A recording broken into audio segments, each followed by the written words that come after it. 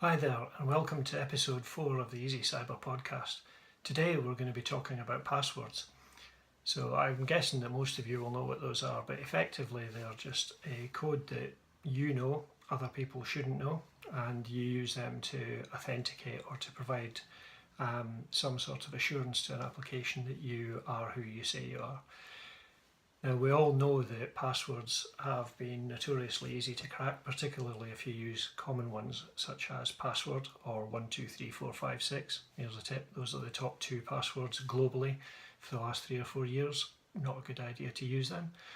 So I guess one of the questions is, how long should a password be?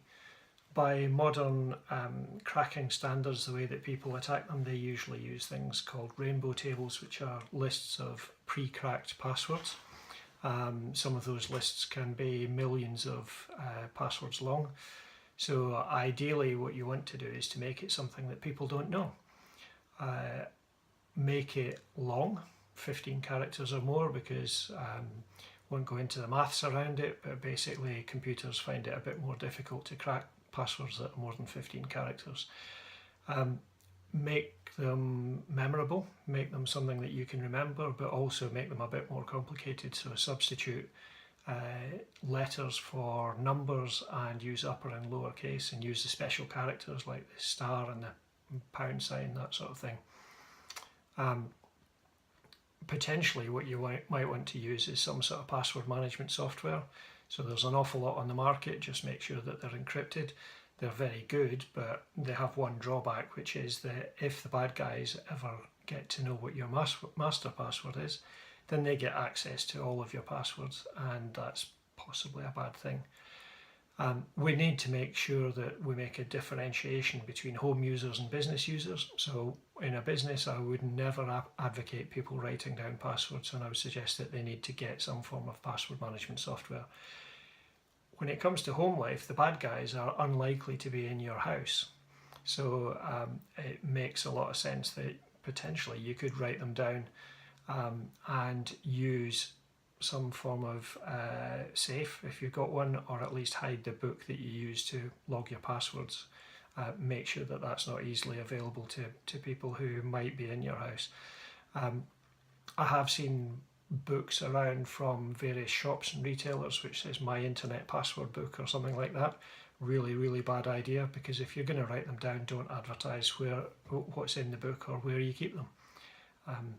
You should also make sure that you use a different password for every website that you visit, and again, that's just because if one of them gets compromised, what you don't want is for people to be able to then access all of your different systems if you've used the same password on one account.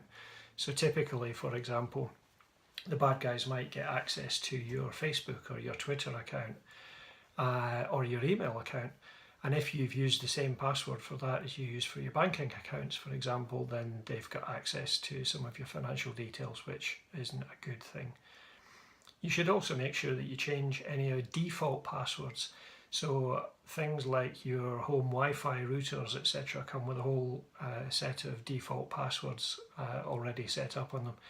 Once you've got them in and running, make sure that you change those defaults to something that's complex and secure and that the companies don't know. One of the reasons for that is that if you go on the internet, you can find lists of standard passwords for standard kit. So things like Sky and Virgin routers, BT routers, that sort of thing. If you put in the make and model of the router, then it'll come back and tell you what the default passwords are. That's not ideal and obviously not very secure, so you need to make sure that you change that on a regular basis. I guess one of the key things to think about with passwords, because everybody talks about them, is think of them like your underwear. Don't share them, don't give them to other people. Make sure that you change them regularly.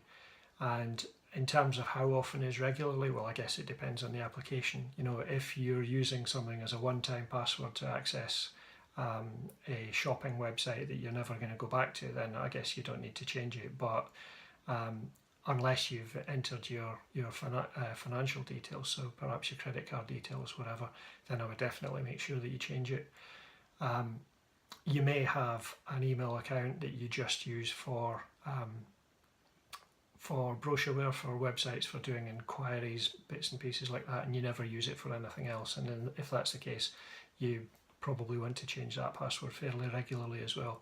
Personally, I change mine using an application. I run an application, and that runs across multiple devices, so across my smartphone, across my PC, across my tablet device, and so I probably change my passwords every 4 to 6 weeks, something like that. The application can help me to do that. So that was really all about passwords, and I guess if you want to know more information, have a look at the website, have a look here on easycyber.net. There are a couple of articles about passwords on there, and hopefully you'll find the information that you need. Keep your eyes open. Episode 5 of this podcast is coming up fairly soon, and that's going to talk about backups, what they are, and why you might want to use them. Until then, stay safe. Thank you.